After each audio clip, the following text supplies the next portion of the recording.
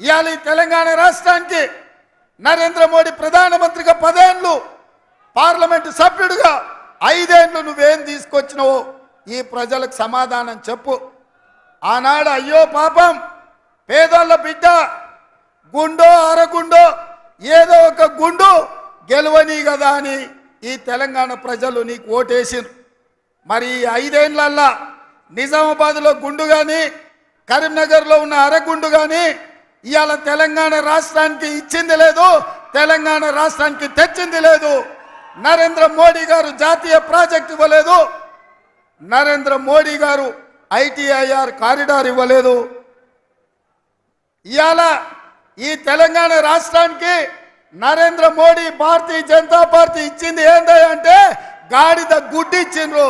ఇగో ఈ గాడిద గుడ్డే 10 ఏళ్ల తెలంగాణ రాష్ట్రానికి నరేంద్ర మోడీ ఇచ్చిండ్రు.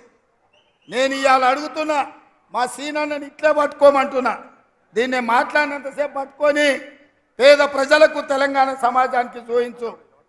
ఎందుకు తెలంగాణకు బీజేపీ నరేంద్ర మోడీ ఏమిచ్చిండయా అంటే కర్ణాటకకేమో చెంబిచ్చిండు, ఆంధ్రప్రదేశ్కేమో మట్టి చెంబెడు నీళ్ళు ఇచ్చిండు, తెలంగాణకు మాత్రం గాడిద గుడ్డిచ్చిండు.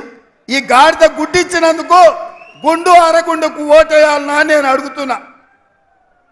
ఈ తెలంగాణ రాష్ట్రాన్ని భారతీయ జనతా పార్టీ మాయ మాటలతోని వంచి తెలంగాణను ఆక్రమించుకోవాలని చూస్తున్నారు. మొన్న అయోధ్యలో జరిగిన రాముడు కళ్యాణానికి కళ్యాణం జరగకంటే ముందే 15 రోజుల ముందు అక్షింతలు ఊరూరు పంపించరు. నేను అడుగుతున్నా, తెలంగాణ వేద బ్రాహ్మణులను ఇక్కడికి వచ్చిన పెద్దలను ఎక్కడైనా కళ్యాణం ముగిసిన తర్వాత కళ్యాణంలో పంచిన అక్షింతల్ని మనం వధూవరుల మీద మనం చల్లుతాం.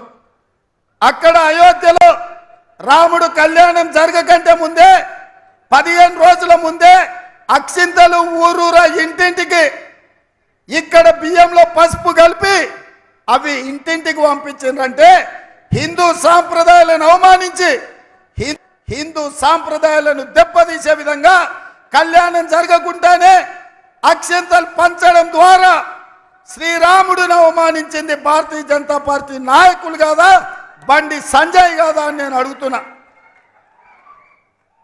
ఈ దేశంలో ఉండే హిందువులు హిందూ ఆచారాన్ని పాటించే పెద్దలందరూ ఆలోచన చేయండి. రాజకీయాల కోసం రాముడిని కూడా వదలడం లేదు. ఎవరు కాదయా, మనందరం రాముడి భక్తులం కాదా? శ్రీరామనవమి చేయలేదా? హనుమాన్ జయంతి చేయలేదా? దసరా, దీపావళి, సంక్రాంతి, ఉగాది పండుగలు, వినాయక చవితులు చేయలేదా?